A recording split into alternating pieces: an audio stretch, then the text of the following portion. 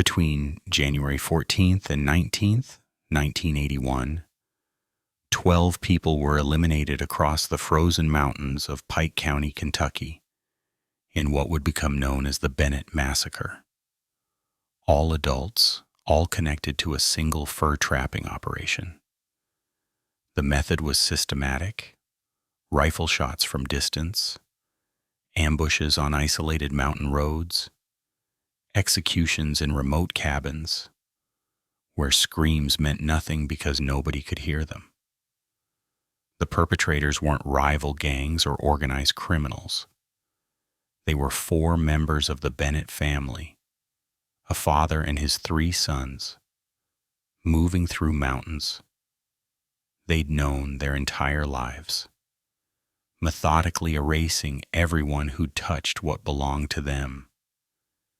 The Kentucky State Police would later call it one of the most calculated mass eliminations in Appalachian history.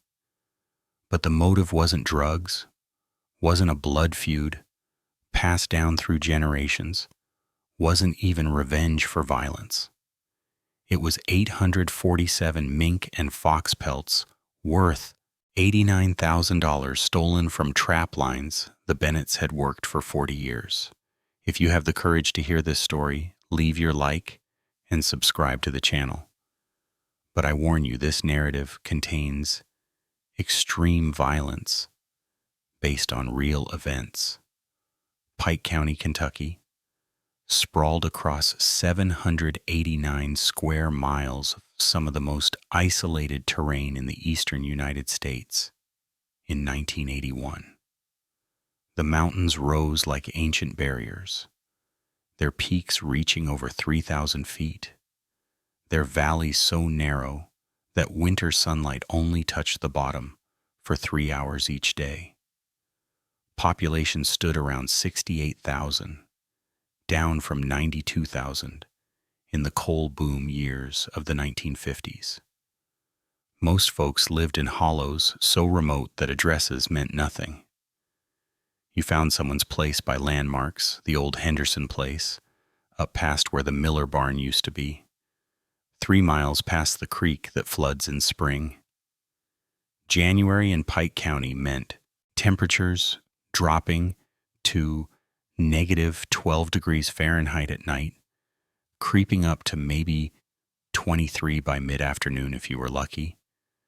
The air smelled like wood smoke from coal stoves, mixed with the sharp mineral scent of frozen earth and the particular clean smell of snow that hadn't fallen yet, but would soon.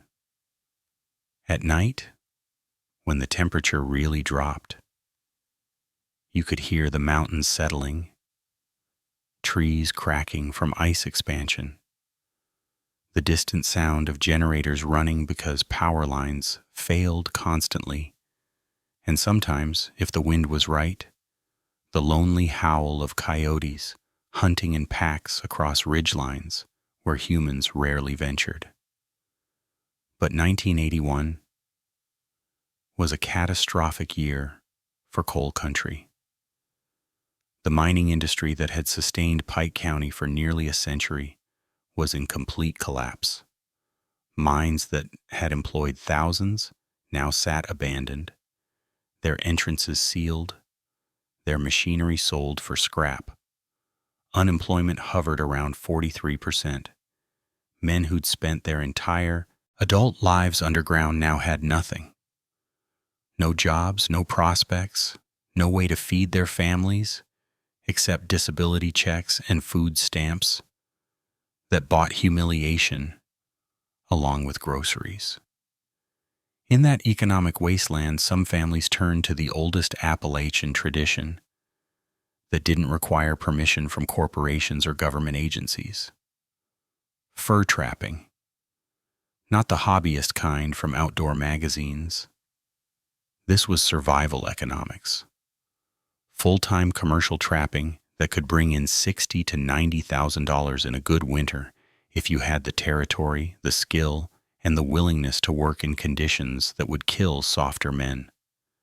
The mountains provided everything needed: millions of acres of national forest where enforcement was theoretical at best, countless streams and creeks where mink and muskrat lived, and a network of old logging roads, known only to people who'd been born here.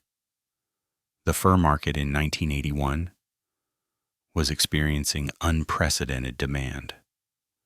Fashion trends in New York, Paris, and Los Angeles had made wild mink and fox coats desirable again. A single prime mink pelt could bring $105 at auction. Fox pelts brought $70 to $85, depending on color. Muskrat brought $12 to $15. Beaver brought $30 to $40. A skilled trapper with good territory could harvest 700 to 900 pelts in a season running from November through February. Do the math. That was more money than 3 years of coal mining, and you answered to nobody except the animals and the weather. Pike County had always been prime trapping territory. The Big Sandy River and its tributaries created perfect habitat. Steep terrain meant fewer people, which meant more wildlife. The Daniel Boone National Forest covered huge sections of the county, providing legal trapping grounds if you had the permits and illegal opportunities if you didn't. Most trappers worked both sides of that line because regulations written in Frankfurt meant nothing in hollows where game wardens never ventured. The trappers themselves were a specific breed, men who could walk 15 miles through knee-deep snow, checking trap lines, before most people woke up. Who could read animal sign like other men read newspapers? Who knew which creeks would freeze and which wouldn't? Which ridges held fox dens, which beaver dams would produce year after year? This knowledge wasn't learned from books.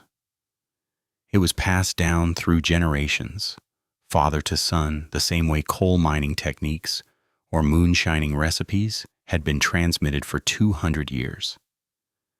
By January 1981, there were maybe 40 serious trappers left in Pike County. Most were older men, 50 plus, who'd trapped their entire lives. The younger generation had mostly left for jobs in Lexington or Cincinnati or Columbus. The ones who stayed were either too proud to leave or too damaged by the mountains to function anywhere else. They were hard men, shaped by hard country, living by codes that made sense in these hollows, but seemed primitive and brutal anywhere else.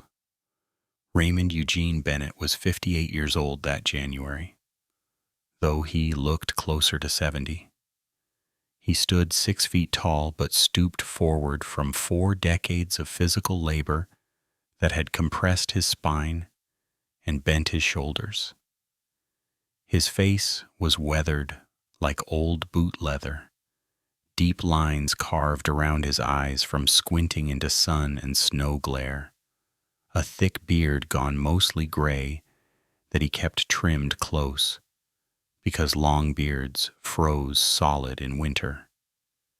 His hands were massive, knuckles swollen with arthritis, fingers scarred from countless trap springs that had snapped closed on human flesh instead of animal.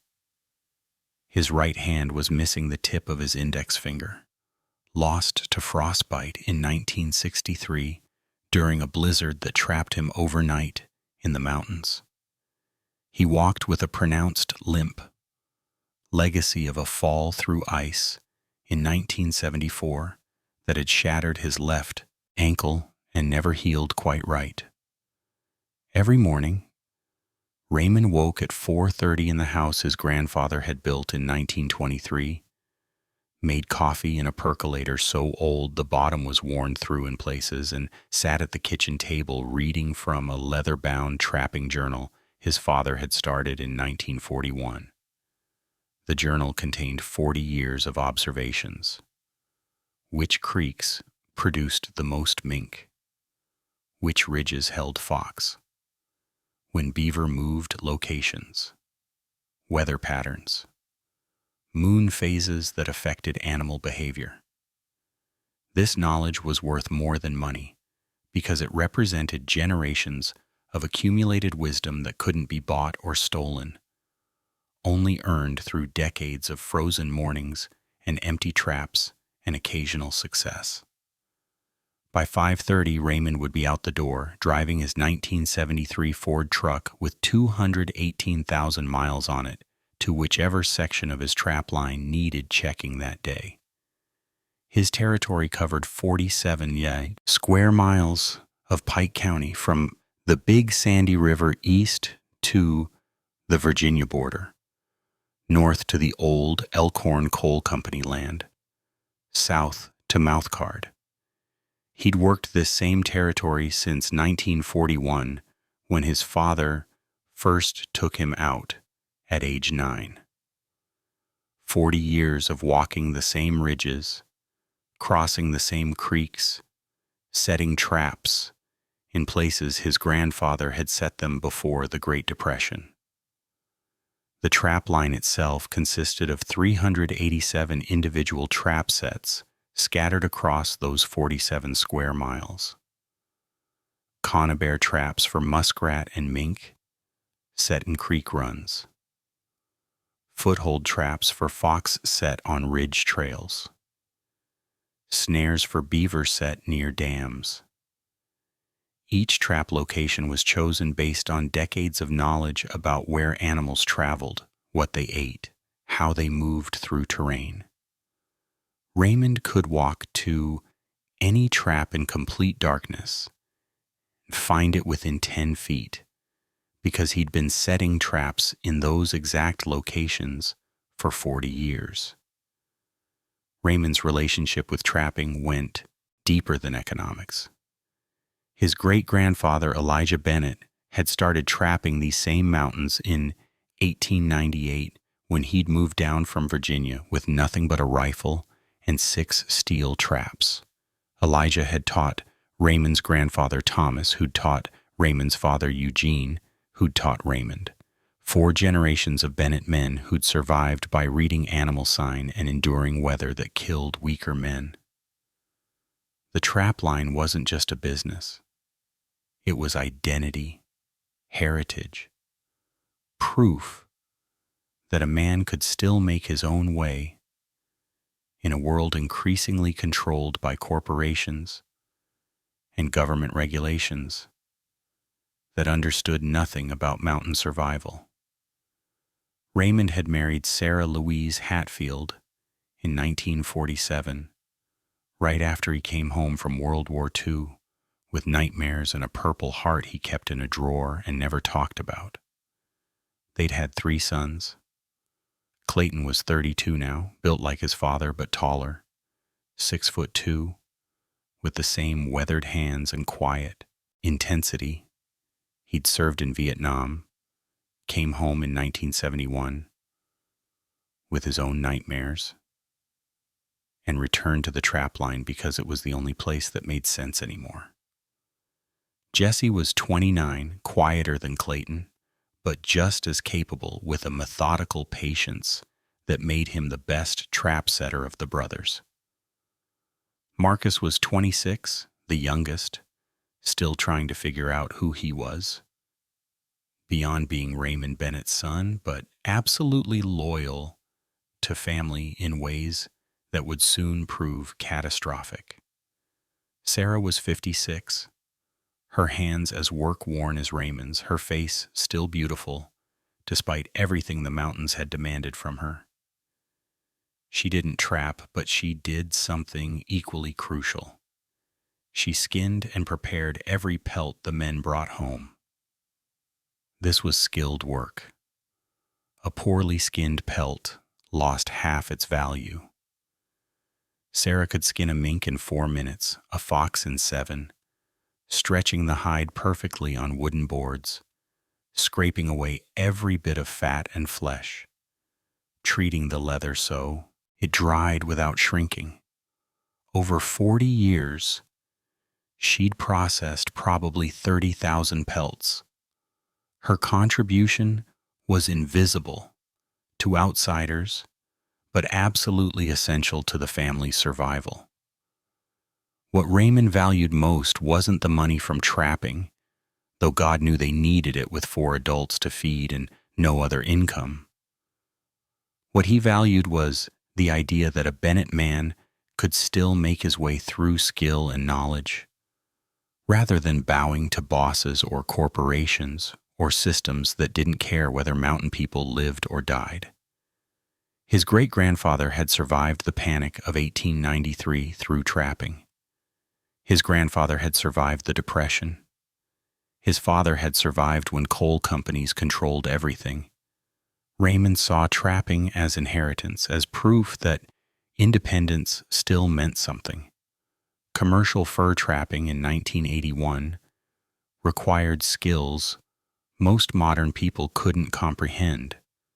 You started in November when pelts began to prime, meaning the fur reached full thickness and quality as animals prepared for winter. You checked weather forecasts obsessively because temperature determined everything. Too warm and pelts didn't prime. Too cold, and you risked frostbite or death if something went wrong in the backcountry. You studied animal behavior with the intensity of a scientist because mink and fox and beaver weren't stupid. They learned to avoid areas where their kind had died.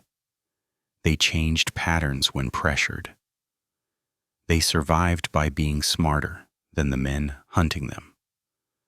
The Bennett trap line represented a level of sophistication that few trappers achieved. Raymond had spent 40 years learning which specific bends in which specific creeks produced mink year after year. Not just any creek bend. This exact bend where water flow created a current break that mink used when traveling, where a flat rock provided a landing spot, where overhanging roots created cover. He'd set a trap in that exact location every November for 40 years and caught mink there probably 35 of those 40 seasons. That single trap location represented accumulated knowledge worth more than gold, because nobody could replicate it without decades of observation. The same principle applied to fox and beaver. Raymond knew which ridge trails fox used when moving between den sites and hunting areas. Not trails that looked obvious to humans. Trails that were almost invisible. Subtle deer paths that fox adopted because they provided the easiest route through difficult terrain. He'd set foothold traps on these trails, anchored to drag logs, positioned so fox stepped exactly where Raymond wanted. Success rate ran about 40%, which meant for every 10 fox that crossed a trap, 4 got caught. That was exceptional. Most trappers ran 20% success rates because they didn't have the knowledge Raymond possessed. Beaver trapping required different skills entirely.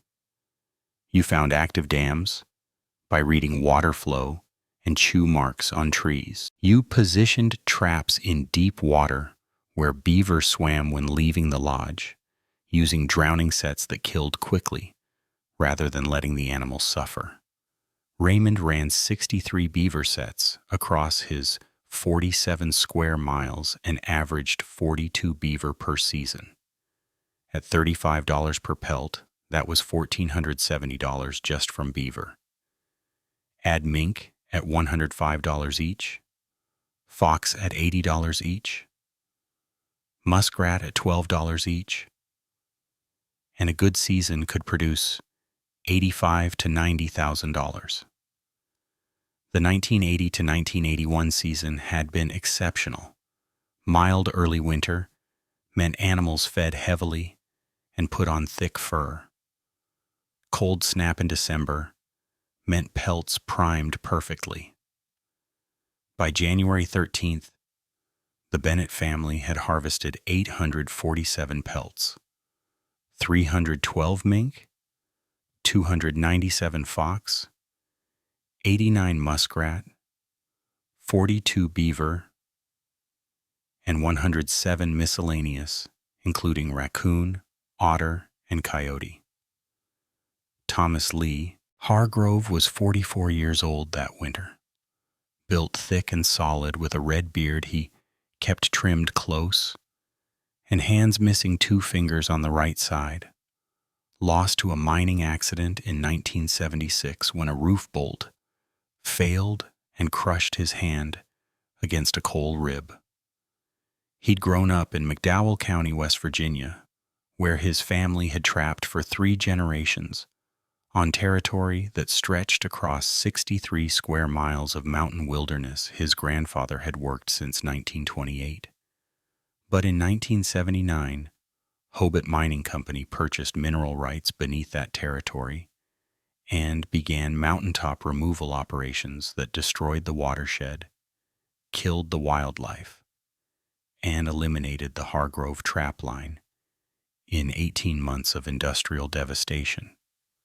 Thomas had moved to Pike County in late 1979 with his wife Emily, their 4 children, and a network of relatives and associates who'd also lost their West Virginia territory to strip mining. His younger brothers Wayne and Bobby, his cousins Carl Watson and Kevin Marshall, friends from McDowell County who'd trapped together for decades, men like Dale Foster, Michael Simmons, Terry Bradford, Marcus Donovan, Stephen Garrett, and Raymond's distant cousin Dennis, who'd grown up in West Virginia but carried the Hargrove name through his mother's side.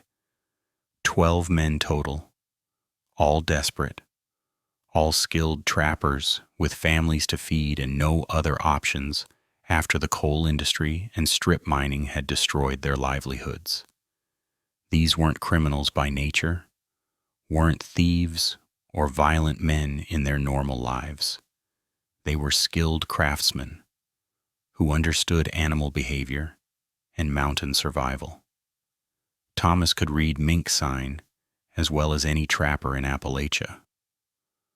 Wayne knew beaver behavior so thoroughly he could predict dam locations by reading topography. Bobby ran fox traps with success rates that rivaled the best trappers anywhere. But they'd arrived in Pike County with no established territory, no generational knowledge of local watersheds, no 40-year history of which creek bends produced and which didn't. They were starting from nothing in terrain that was already claimed by established trappers like the Bennetts, who'd worked these mountains since before the Great Depression. The first winter, 1979 to 1980, the Hargrove network had struggled. They'd worked marginal territory nobody else wanted. Creeks that flooded unpredictably, ridges where fox were scarce, areas close to roads where animal populations had been pressured for decades. Their total harvest was 318 pelts that brought maybe $24,000 split 12 ways. $2,000 per man for 4 months of brutal work in sub-zero temperatures. Barely enough to survive, certainly not enough to thrive or save or invest in better equipment. Thomas had approached Raymond Bennett in March 1980, respectfully asking about unused sections of the Bennett territory, offering to pay for access, suggesting a partnership where Hargrove men could work secondary areas the Bennetts couldn't cover adequately with just 4 people. Raymond's response had been polite, but absolute. The territory was Bennett land, worked by Bennett men for 40 years, and would be passed to Bennett's sons. No outsiders, no partnerships, no exceptions. The winter of 1980 to 1981 hit Pike County with unusual severity starting in late November. Temperatures dropped to 8 degrees Fahrenheit on November 23rd and stayed below freezing for the next 73 consecutive days. Snow accumulation reached 47 inches by Christmas. Creek ice formed 6 inches thick enough to walk on, which changed animal movement patterns because mink and muskrat couldn't access their normal runs. Fox hunting became more difficult because snow depth slowed them down, making them more vulnerable to traps. Beaver stayed in lodges longer, conserving energy, which meant fewer opportunities for trappers who relied on catching them during feeding excursions. For the Bennett family, the extreme cold was actually beneficial. Their 40 years of territorial knowledge meant they knew which creeks stayed partially open even in severe freezes, where springs kept water flowing, which beaver dams had deep enough pools that animals could still move. They adjusted trap locations based on weather, moving sets from frozen creeks to spring-fed areas, repositioning fox traps on ridges where wind kept snow shallow and travel easier. Their harvest rates stayed strong even as other trappers struggled with the conditions. By early January 1981, the Bennett family had accumulated 847 pelts stored in Raymond's barn in a locked room with temperature control to prevent spoilage. 312 mink at an average of $105 each meant $32,760 just from mink. 297 fox at $80, averaged $23,760. 89 muskrat at $12 brought $1,068. 42 beaver at $35 added $1,470. The miscellaneous pelts, raccoon, otter, coyote brought another $6,000. Total value was approximately $65,000. But Raymond knew the fur auction in Lexington on January 23rd would likely push the final number toward $89,000 because demand was exceptionally high. And Bennett Pelts had a reputation for quality that commanded premium prices. This represented the family's entire income for 1981. There was no other money. Clayton worked the trap line full-time. Jesse worked the trap line full-time. Marcus worked part-time at a lumber mill but contributed those wages to the family pot. Sarah processed pelts but drew no separate income. Raymond had no pension, no disability, no Social Security, yet because he was only 58. The $89,000 would be divided into living expenses, equipment replacement, property taxes, vehicle maintenance, and hopefully some savings against lean years that always came eventually in the boom-bust cycle of fur markets. The pelts themselves represented more than money. They represented 4 months of work starting in November, 4 months of waking at 4:30 every morning, 4 months of walking 15 to 20 miles daily through snow and ice, checking traps, 4 months of skinning and stretching and preparing pelts in the evening, 4 months of maintaining equipment, repairing traps, replacing worn parts, 4 months of physical labor so demanding that most men couldn't sustain it for a week.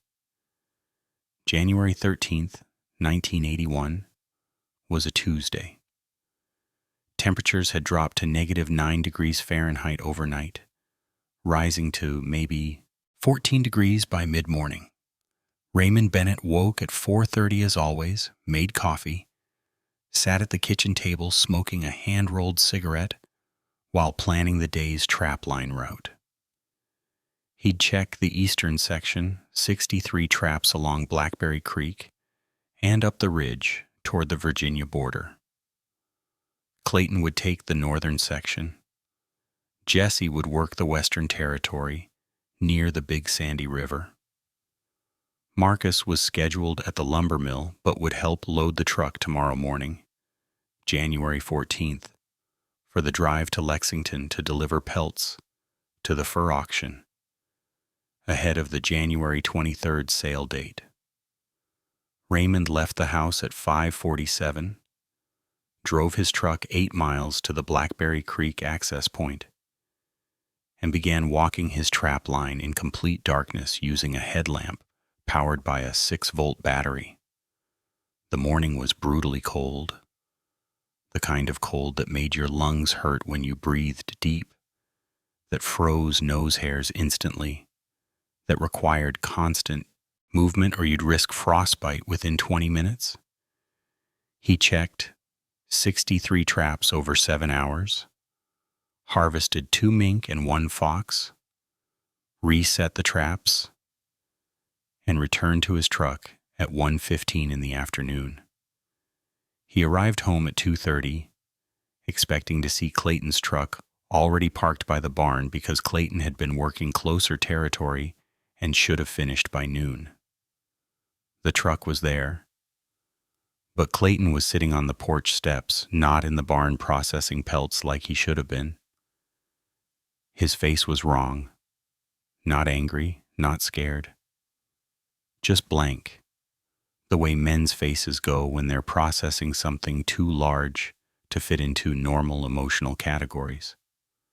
Raymond knew before Clayton spoke. You don't work with someone for 32 years without learning to read their silence. He walked up the porch steps, sat down next to his oldest son, and waited. Clayton finally spoke at 2:37. They're gone. All of them. Every single pelt. His voice was flat, emotionless, the same tone he'd used when he came home from Vietnam and told his mother he'd killed people and couldn't talk about it yet. Raymond didn't ask questions. He walked to the barn, Clayton following. The locked room where pelts were stored had been broken into. The padlock was cut clean through with bolt cutters. The door stood open. Inside, the wooden stretching boards where 847 pelts had hung were empty. Not a single pelt remained. Not even the lower quality muskrat pelts that were worth almost nothing. Everything taken. 4 months of work. $89,000. The family's entire annual income. Gone. Raymond stood in that empty room for 11 minutes without speaking. Clayton timed it later when trying to explain what happened next. 11 minutes of absolute silence while Raymond processed what this meant. Then he turned, walked out of the barn, got in his truck, and told Clayton to gather Jesse and Marcus. Family meeting at 6 o'clock. Until then, nobody touches anything. Nobody calls the sheriff. Nobody does anything except wait. The family meeting began at 6:03. On January 13th, in the kitchen of the house Raymond's grandfather had built, Sarah sat at the table, her hands folded, her face showing nothing because mountain women learned early to hide emotion when men were making decisions that couldn't be influenced by tears or pleading. Clayton, Jesse, and Marcus sat in their usual chairs. Raymond stood by the wood stove, not because he was cold, but because standing helped him think through what needed to be said. He spoke for 4 minutes without interruption, his voice quiet, but absolutely certain. The Hargroves took our pelts. I know this because nobody else has the skill to move through our territory without leaving sign. Nobody else knows where the barn is located, and nobody else is desperate enough to steal from men who have nothing else. I'm driving to their place tonight. I'll give Thomas Hargrove one chance to return everything by tomorrow morning. If he refuses, we handle this ourselves. No law, no courts, no mercy. Clayton asked the only question that mattered.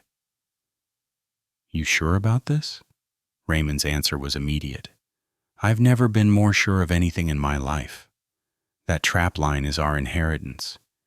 It's what your grandfather died protecting during the Depression, when revenue agents tried to shut him down. It's what I'm passing to you three. Someone steals that. They steal everything that makes us who we are. You understand?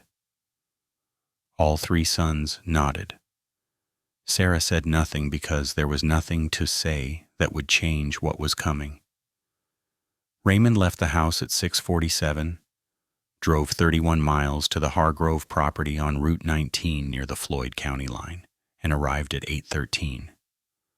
The house was a double-wide trailer, with additions built on, surrounded by 3 smaller trailers where various Hargrove associates lived. Lights were on. Trucks were parked in the yard. Raymond walked to the front door and knocked. Thomas Hargrove answered, his face showing no surprise, which confirmed Raymond's suspicion immediately. The conversation lasted 6 minutes. Raymond stated the facts calmly. You took 847 pelts from my barn last night. I want them back by 6 tomorrow morning. Do that, and we forget this happened. Refuse, and you've made a choice you can't take back. Thomas Hargrove's response was exactly what Raymond expected, but hoped wouldn't come. He smiled, a tight expression that held no humor. I don't know what you're talking about. You got evidence, call the sheriff. Otherwise, get off my property. Raymond stood there for 30 seconds, looking at Thomas Hargrove, memorizing his face, his expression, the certainty in his eyes that mountain law no longer applied, that stolen legacy could be kept without consequences. Then Raymond turned and walked back to his truck. He didn't drive home immediately. He sat in the truck for 43 minutes, watching the Hargrove property, counting who was there, which trucks belonged to whom, mentally mapping locations and patterns and vulnerabilities. The drive home took 51 minutes because he drove slowly, thinking through every detail of what would happen next. He arrived at 9:47. The family was still sitting at the kitchen table, waiting. Raymond sat down, looked at each of his sons, and said 5 words that would destroy both families completely. We start tomorrow night. Get ready. January 14th, 1981. Raymond Bennett woke at 4:30, made coffee, and instead of heading to the trap line, he spread a topographical map of Pike County across the kitchen table. The map was marked with decades of annotations showing trap locations, creek crossings, ridge trails, and access points. Now he added new marks in red ink. 12 locations, 12 names, 12 men who'd been at the Hargrove property the night before, or who were known associates of Thomas Hargrove. The planning was methodical, almost clinical, as if he were laying out a trap line instead of planning multiple eliminations. Clayton arrived at 5:15, Jesse at 5:23, Marcus at 5:31. All three had been told to bring hunting rifles, winter clothing, and nothing else. Raymond had already retrieved 4 rifles from the gun safe, 3 Remington Model 700s in 30-06, and 1 Winchester Model 70 in 270. These were hunting rifles, accurate to 400 yards in capable hands, common enough that nobody would question seeing them. He'd also gathered 400 rounds of ammunition, 4 pairs of insulated boots, 4 sets of white camouflage coveralls for concealment in snow, and 4 headlamps with fresh batteries. The briefing began at 5:45 and lasted 37 minutes. Raymond explained the operation with the same precision he used when teaching his sons to trap. 12 targets divided into 3 phases over 5 nights. Phase 1, January 14th through 15th, would eliminate 4 men: Thomas Hargrove himself, his brother James, and 2 associates, Dale Foster and Michael Simmons. These were the leadership, the men who'd planned the theft. Phase 2, January 15th through 17th, would eliminate 5 more associates who'd participated in moving and hiding the Pelts. Phase 3, January 17th through 19th, would eliminate the final 3 men, including Wayne Caldwell, who Raymond knew had young children but had made the choice to participate anyway. The methods would be simple: long-range rifle shots when possible, close range when necessary, always quick, always certain. No torture, no suffering. These weren't evil men, just desperate men who'd made a catastrophic decision. Raymond was clear about this. We're not monsters. We're fathers protecting what's ours. That means clean kills, no suffering, and we live with what we've done afterward without complaint or excuse. Division of responsibility was straightforward. Raymond would handle Thomas Hargrove personally because that confrontation carried weight that only Raymond could carry. Clayton, with his military training from Vietnam, would handle the most difficult shots, the ones requiring precision at distance. Jesse would manage logistics, positioning vehicles, ensuring routes stayed clear, handling the recovery of their pelts from wherever the Hargroves had hidden them. Marcus would provide backup, second shooter when needed, covering retreat routes if complications arose. Sarah sat in her chair by the window during the entire briefing, saying nothing. When Raymond finished, she spoke for the first time. "You're sure there's no other way?" Raymond's answer was immediate and absolute. "The sheriff can't help. The courts won't care about stolen pelts. And if we let this stand, we're admitting that 40 years of work means nothing, that our inheritance can be taken without consequence. I won't live that way. I won't leave that legacy to our sons." Sarah nodded once, stood, and began preparing food for the family to eat together.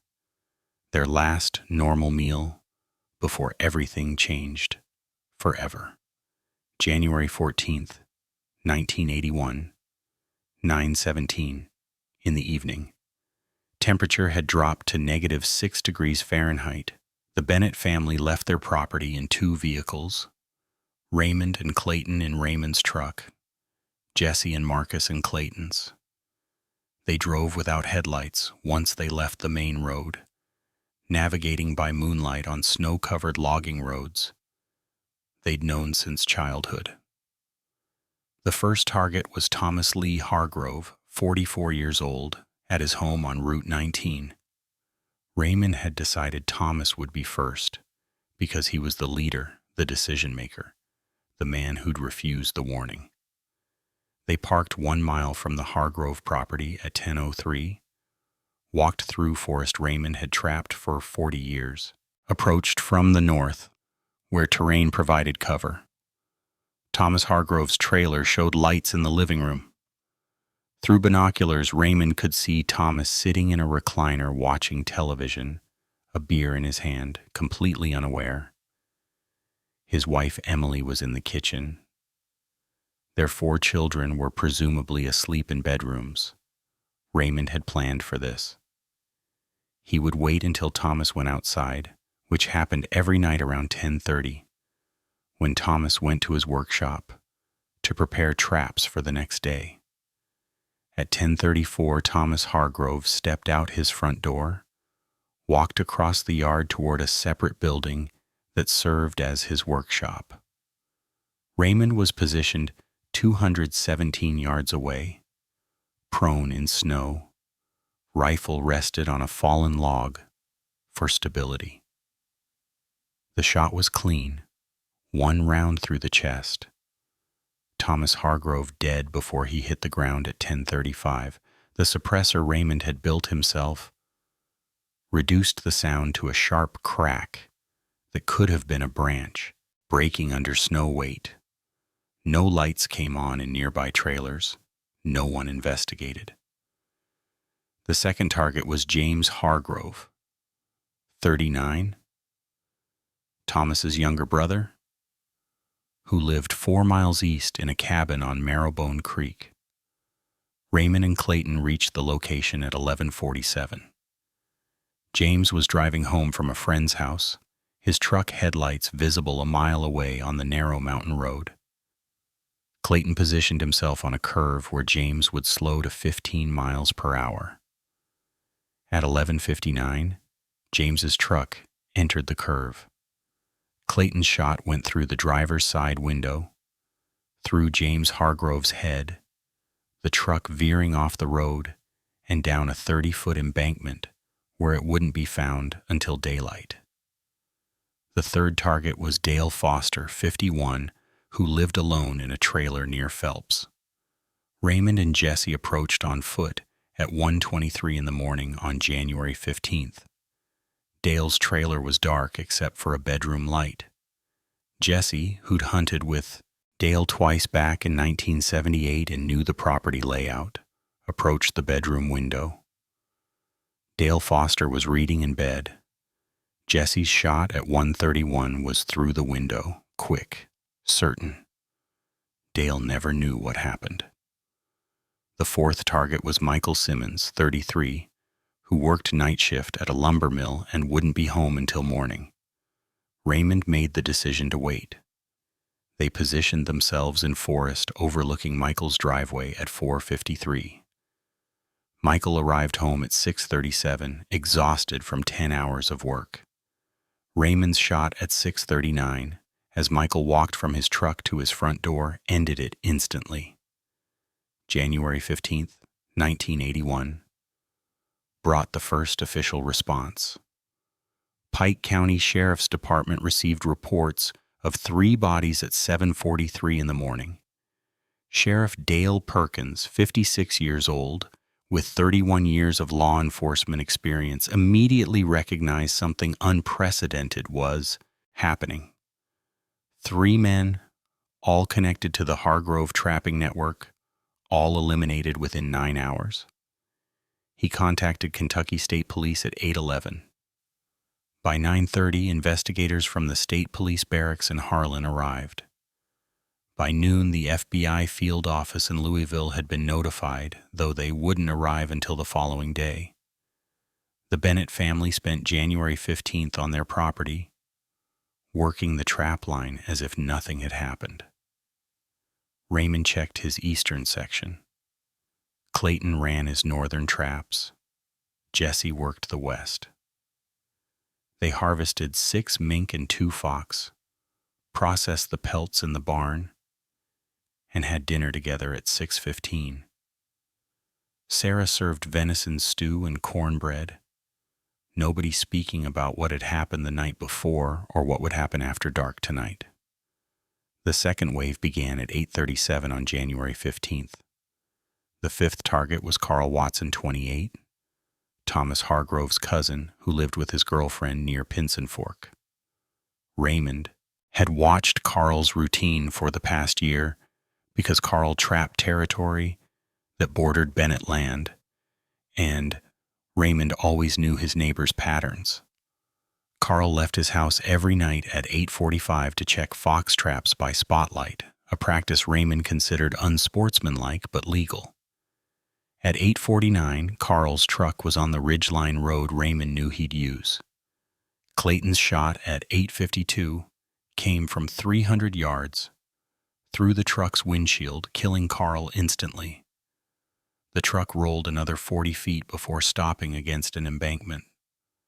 The 6th target was Bobby Price, 41, who lived alone in a cabin on Stone Coal Creek. Jesse and Marcus approached at 10:17.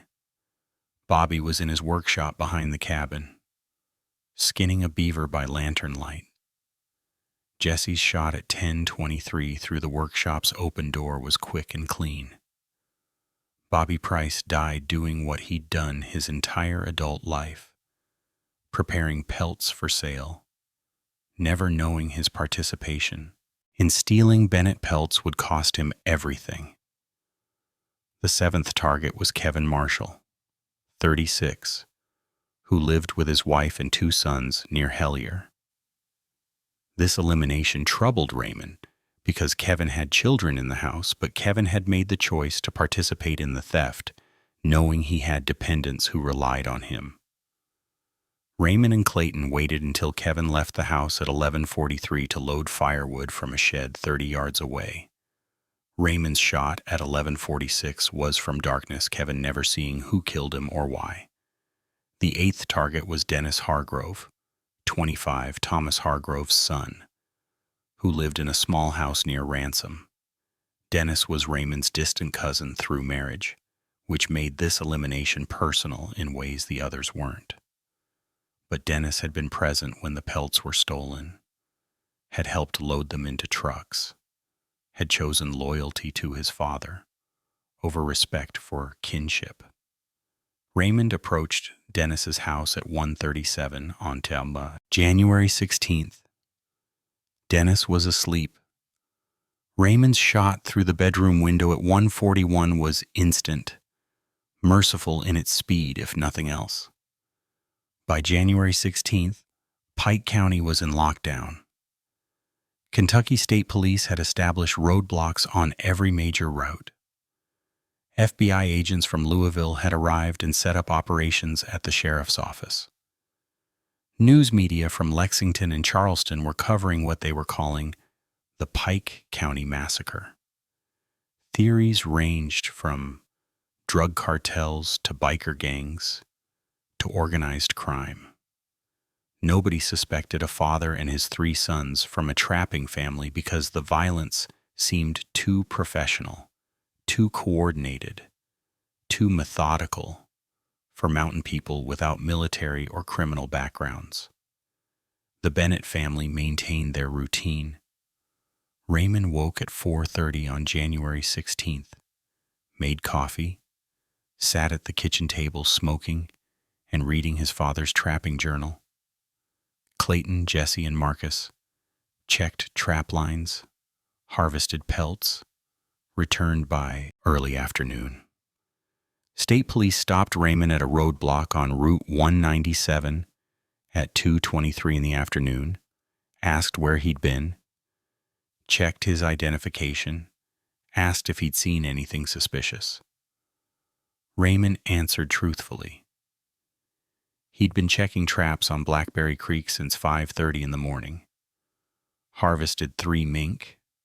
No, he hadn't seen anything unusual. Yes, he'd heard about the killings. Terrible thing. Mountain people killing each other over what? Nobody knew. The 9th target was Terry Bradford, 43, who lived near Virgie with his wife and teenage daughter.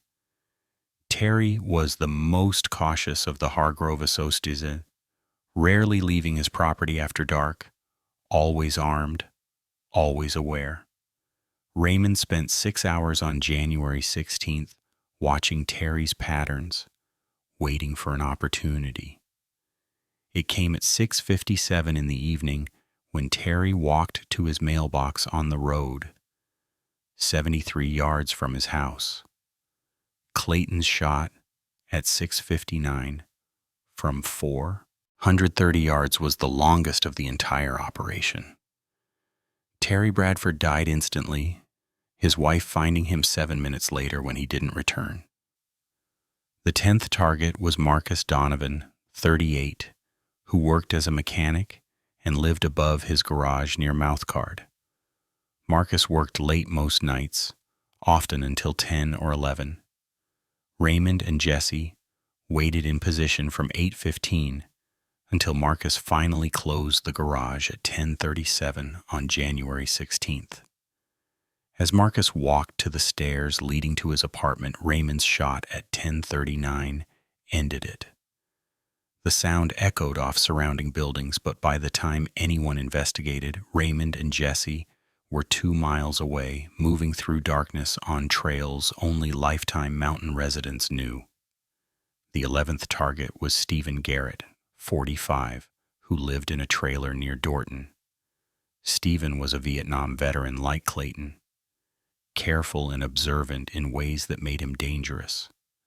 Raymond assigned this elimination to Clayton, specifically because one veteran might anticipate another's tactics. Clayton spent January 17th studying Stephen's property, noting his defensive preparations, motion lights, clear sight lines, the way Stephen parked his truck to provide cover if needed.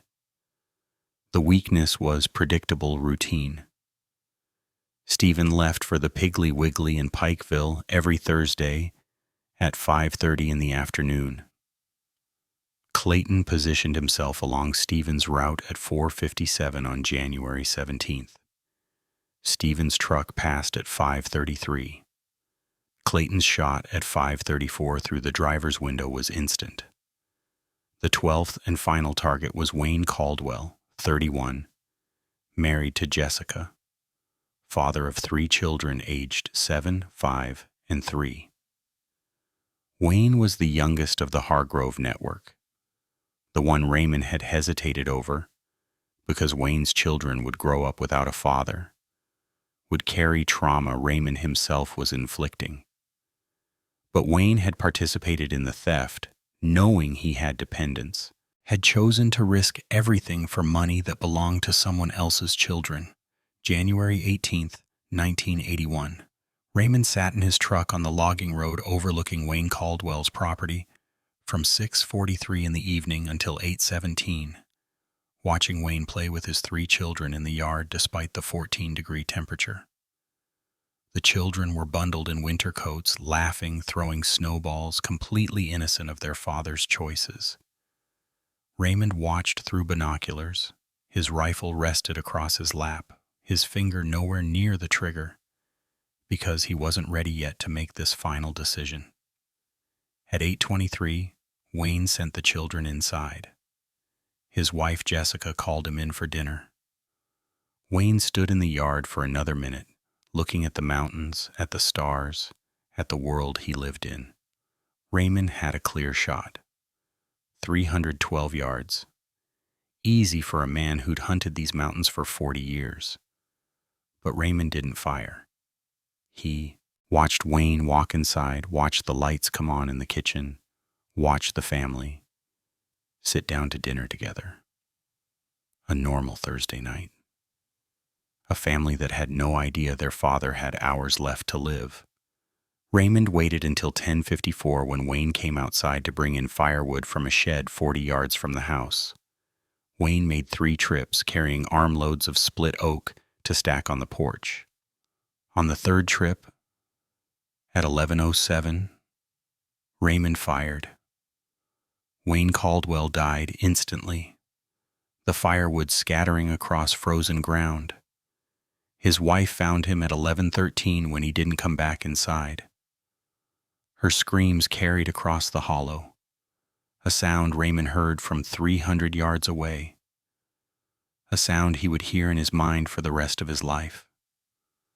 12 men eliminated between January 14th and January 18th. 73 hours of methodical execution. No witnesses, no evidence except ballistics that would match 4 rifles registered to Raymond Bennett.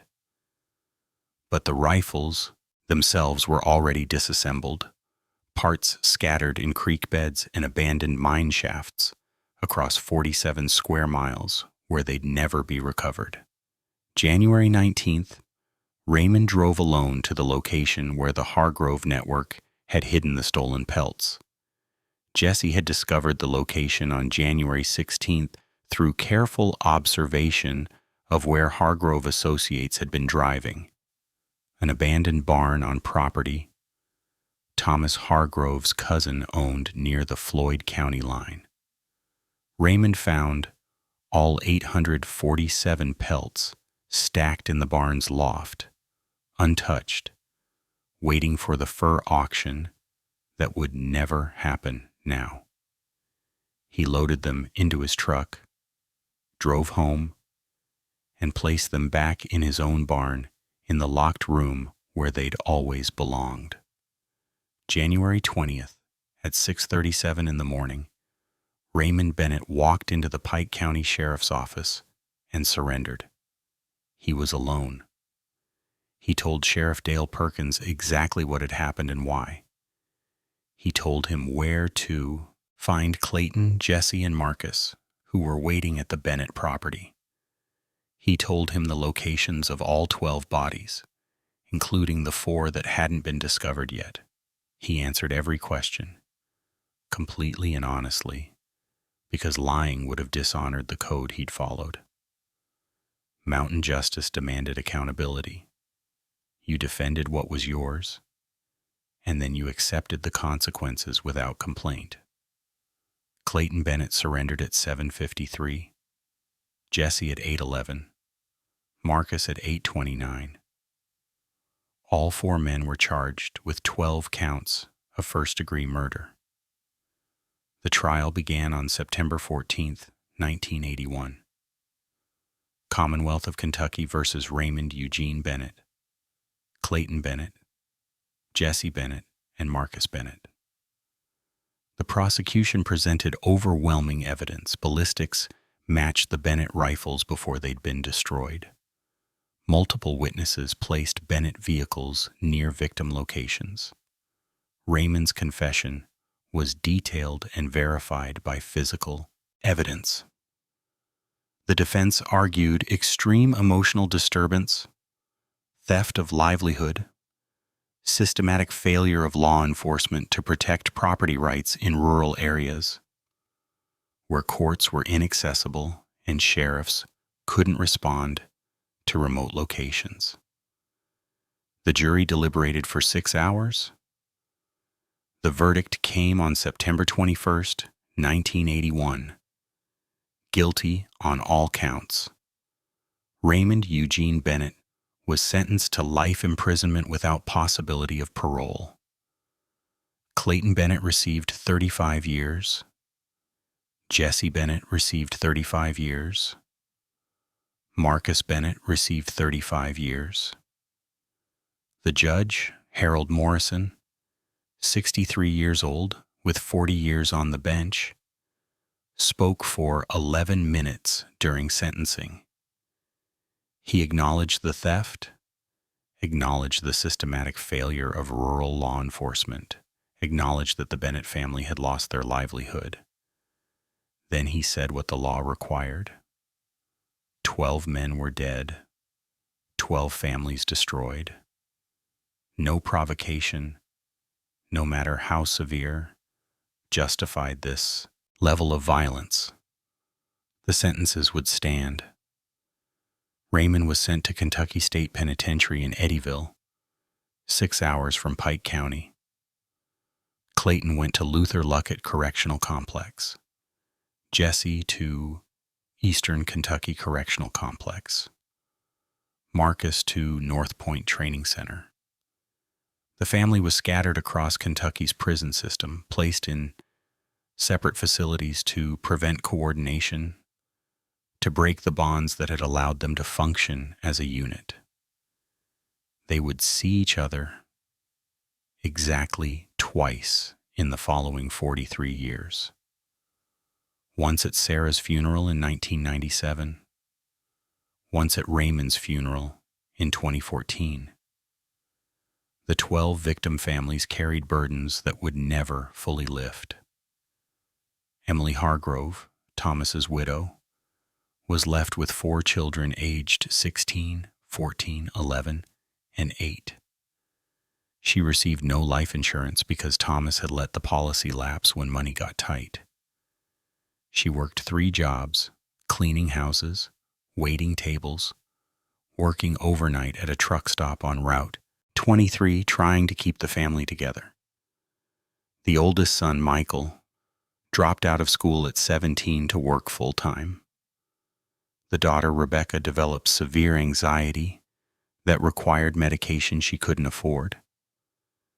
The 2 youngest struggled in school, fought constantly, carried rage they couldn't articulate because their father had been eliminated for a decision that seemed reasonable at the time, taking pelts from people who had so many they wouldn't miss them.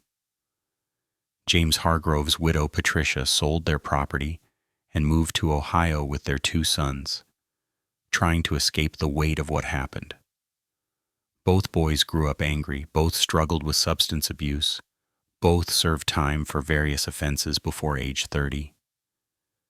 Patricia died in 2003 from complications of alcoholism, her liver destroyed by 22 years of trying to drink away the memory of finding her husband's truck at the bottom of a ravine with half his head missing. Dale Foster's elderly mother, Eunice, 81 years old, outlived her son by 9 years. She died in 1990, believing Dale's elimination was her fault for raising him wrong, teaching him wrong, failing to instill values that would have prevented him from stealing. The guilt consumed her, manifesting as dementia in her final years when she would ask nurses where Dale was, why he hadn't visited, refusing to believe he was dead because accepting it meant accepting she'd failed as a mother. Michael Simmons left behind a girlfriend, Karen, who was 4 months pregnant when he died. She raised their daughter Michelle alone, never telling the girl exactly how her father died until Michelle was 23 and found newspaper articles in her mother's closet. Michelle developed post-traumatic stress disorder from the revelation, spent years in therapy processing the knowledge that her father had been executed for stealing animal pelts.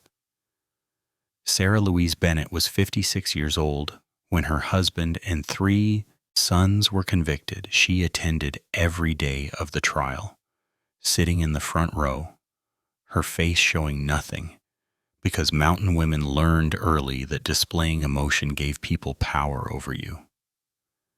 After sentencing, she drove home to the property Raymond's grandfather had built, walked into the empty house, and screamed for the first time since her own mother died in 1963. She screamed for 47 minutes until her voice gave out, then sat at the kitchen table where her family had made the decision that destroyed everything and began figuring out how to survive. She visited Raymond once per month at Eddyville, a 12-hour round trip she made in Raymond's old truck, until it finally died in 1987 with 341,000 miles on it. She visited Clayton, Jesse, and Marcus on rotating schedules, spreading visits so each son saw her at least once every 3 months. The travel consumed what little money remained. The fur pelts we'd recovered from the Hargrove barn had been seized as evidence and eventually auctioned by the state, the proceeds going to victim restitution funds.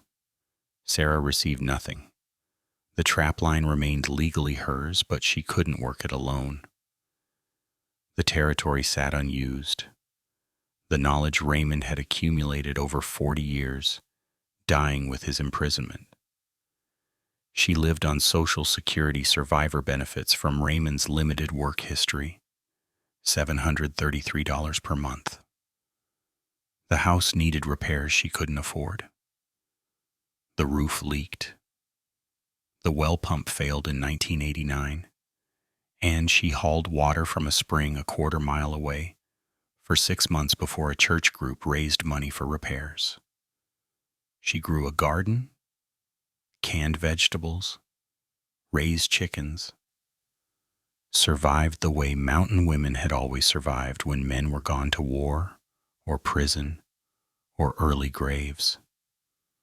Clayton's wife, Rebecca, divorced him in 1983 after 2 years of trying to maintain a marriage through prison visits and collect phone calls. She remarried in 1986 to a man from Ohio, moved away, took their daughter Emily, who was 7. When Clayton was convicted, Emily grew up knowing her father was in prison for murder, but not why until she was 18. She never contacted Clayton, never visited, changed her last name legally at 21 to erase the Bennett connection. Clayton received divorce papers and his daughter's name change notification in the same week, in 2003. He attempted suicide 4 days later, was revived, spent 6 months in psychiatric observation.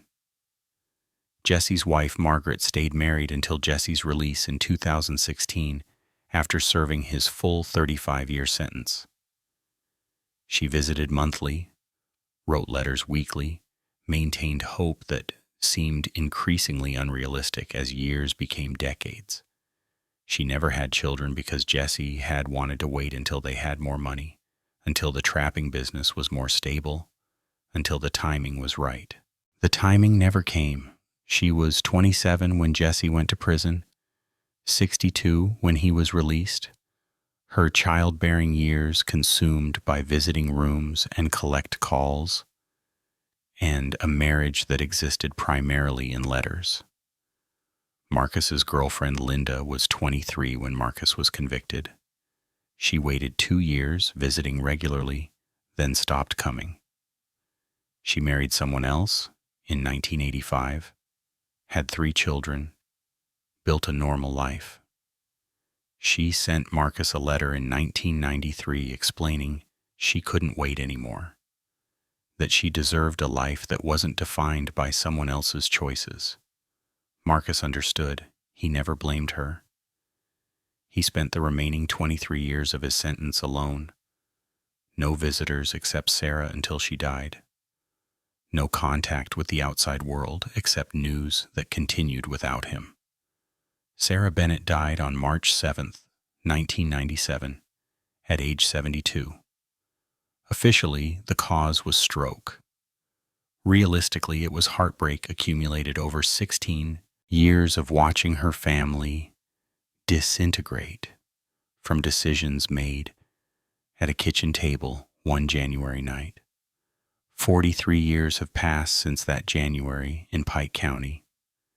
The Bennett property, the house Raymond's grandfather built in 1923, stands abandoned on Route 197. The roof collapsed in 2009 during a heavy snow. The porch where Sarah used to sit fell off in 2012. Kudzu has consumed the barn where 847 Pelts once hung. Teenagers use the property for parties, spray painting graffiti on walls that once held family photographs. Nobody knows the history.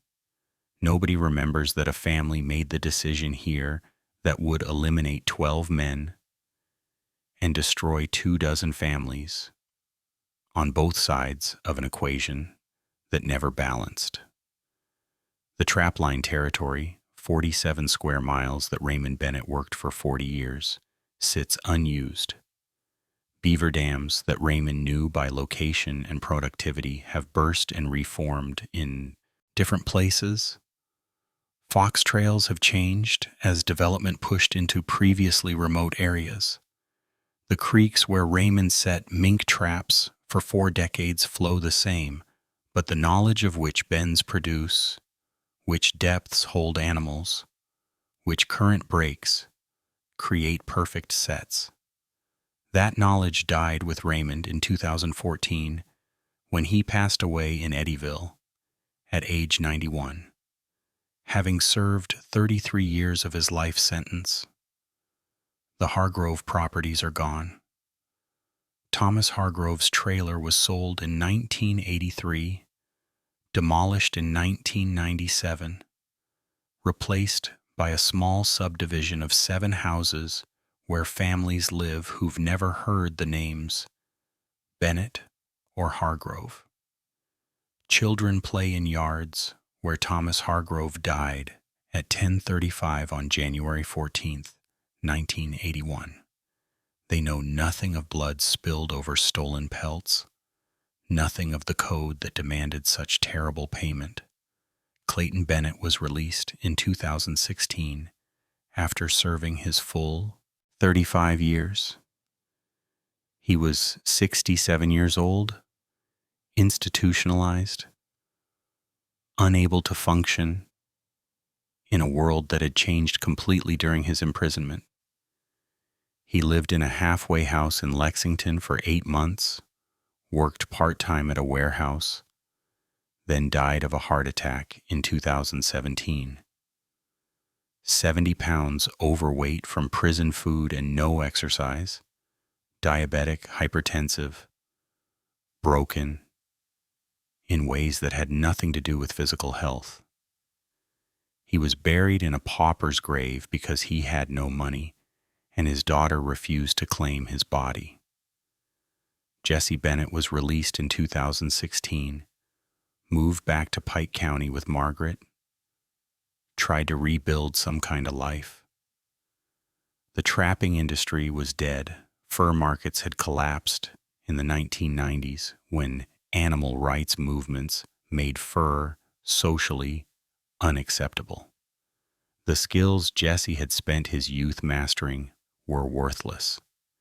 He worked odd jobs, carpentry, handyman work, survived on Margaret's retirement income from 35 years working at an elementary school.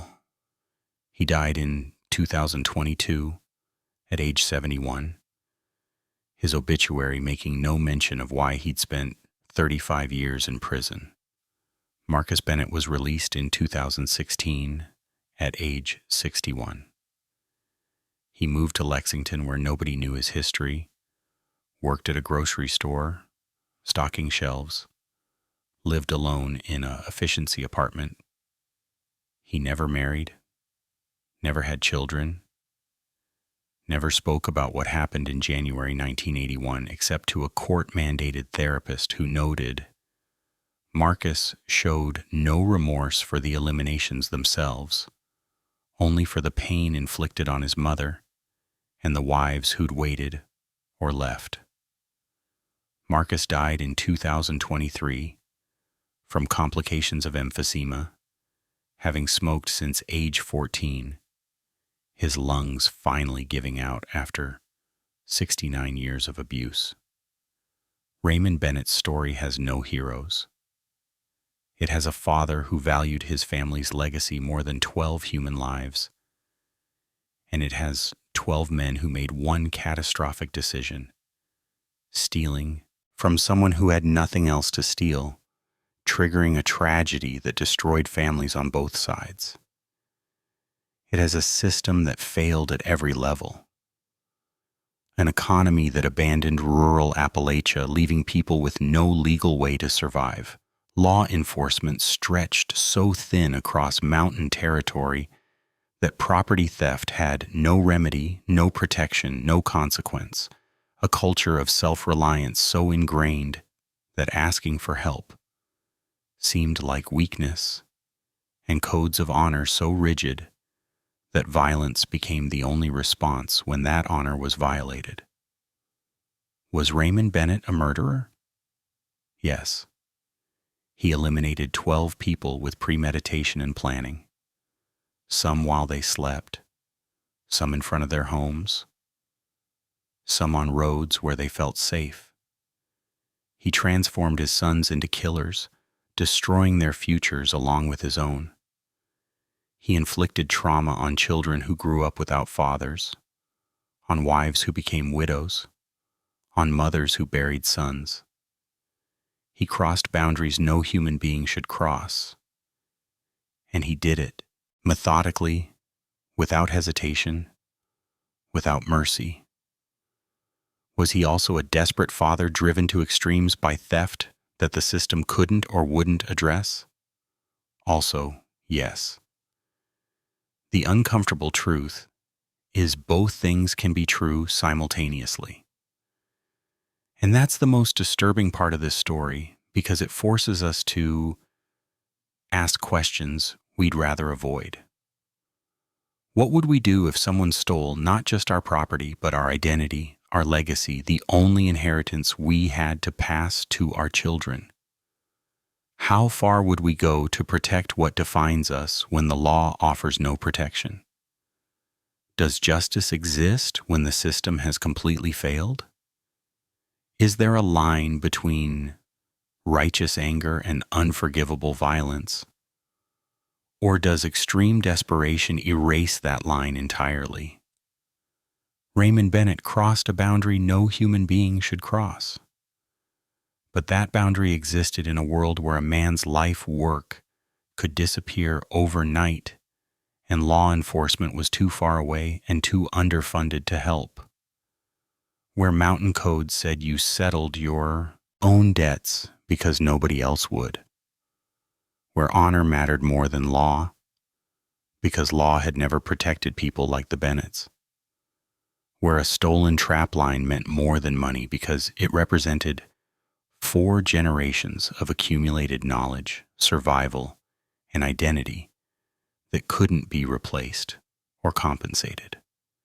There's no easy answer here, no clear moral, no satisfying conclusion where good triumphs and evil is punished.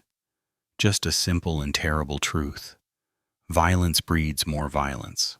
Broken systems create desperate people. And sometimes the line between protecting your family and becoming a monster becomes so thin it disappears entirely, leaving only corpses and questions and children who grow up without fathers on both sides of a massacre that accomplished nothing except pain. 43 years have passed since that January in the Kentucky mountains. Rural America hasn't healed. It's evolved, adapted, found new ways to struggle. Every year, families face impossible choices when systems abandon them. Every year, some turn to violence. The specific circumstances change, the weapons, the motives, the justifications, but the underlying truth remains. Push people far enough, take away everything that gives their lives meaning, and some will push back in ways that shock us, precisely because they mirror our own capacity for darkness. Pike County's population has dropped to 58,000, down from 68,000 in 1981. The young people leave, the old people stay and remember. There's no memorial, no plaque, no historical marker explaining that this was the site of 12 eliminations over stolen fur pelts. The town just moved on the way small towns do, covering scars with layers of normalcy until they almost disappear. Almost. Revenge doesn't bring back what was stolen. It doesn't heal wounds or restore innocence. It only creates new wounds, new innocence destroyed, new families learning to live with emptiness where love used to be.